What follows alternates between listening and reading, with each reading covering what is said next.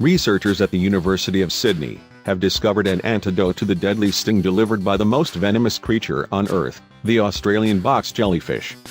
The Australian box jellyfish, Chironex fleckeri, has about 60 tentacles that can grow up to 3 meters long. Each tentacle has millions of microscopic hooks filled with venom. Each box jellyfish carries enough venom to kill more than 60 humans.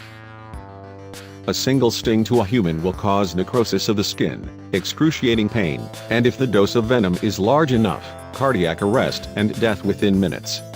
Associate Professor Greg Neely and Dr. Raymond Lau and their team of pain researchers at the Charles Perkins Centre at University of Sydney were studying how the box jellyfish venom works when they made the discovery. They uncovered a medicine that blocks the symptoms of a box jellyfish sting if administered to the skin within 15 minutes after contact.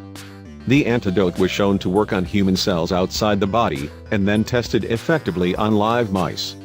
Researchers now hope to develop a topical application for humans. We were looking at how the venom works, to try to better understand how it causes pain. Using new CRISPR genome editing techniques, we could quickly identify how this venom kills human cells. Luckily, there was already a drug that could act on the pathway the venom uses to kill cells, and when we tried this drug as a venom antidote on mice, we found it could block the tissue scarring and pain related to jellyfish stings, said Associate Professor Neely. It is super exciting. Published in Nature Communications today, the study used CRISPR whole genome editing to identify how the venom works. Genome editing is a technology that allows scientists to add, remove or alter genetic material in an organism's DNA. In the study, the researchers took a vat of millions of human cells and knocked out a different human gene in each one. Then they added the box jellyfish venom, which kills cells at high doses, and looked for cells that survived. From the whole genome screening, the researchers identified human factors that are required for the venom to work. The jellyfish venom pathway we identified in this study requires cholesterol, and since there are lots of drugs available that target cholesterol, we could try to block this pathway to see how this impacted venom activity. We took one of those drugs, which we know is safe for human use, and we used it against the venom, and it worked, said Dr. Lau, who is the lead author on the paper.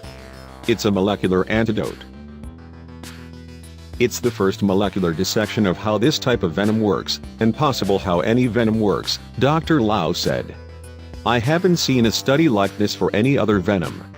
We know the drug will stop the necrosis, skin scarring and the pain completely when applied to the skin, said Associate Professor Neely, who is the senior author on the paper. We don't know yet if it will stop a heart attack. That will need more research, and we are applying for funding to continue this work. Found in coastal waters in northern Australia and into the waters around the Philippines, the box jellyfish is extremely dangerous. They don't just float, they can actively swim, gaining speed of 7.5 kilometers an hour when they are hunting. They feed in shallow waters, mainly small fish and prawns. There are two types of box jellyfish, the irukandji, which is tiny, and the Chironex fleckeri, which is about 3 meters long. We studied the biggest, most venomous and scary one, said Associate Professor Neely. Our drug works on the big beast. We don't know yet if it works on other jellyfish, but we know it works on the most deadly one. The venom used in the study was collected from a box jellyfish off the waters of Cairns, by Associate Professor Jamie Seymour at James Cook University. Anecdotal evidence suggests the only current treatment for a sting is dousing the area with vinegar for 30 seconds, or running very hot water over the affected area for 20 minutes. If it's a major sting, continuous CPR is needed to keep the heart beating. Our antidote is a medicine that blocks the venom, said Associate Professor Neely.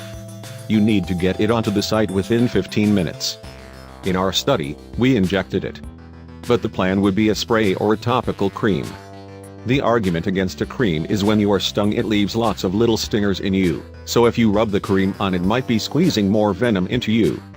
But if you spray, it could neutralize what's left outside of your body.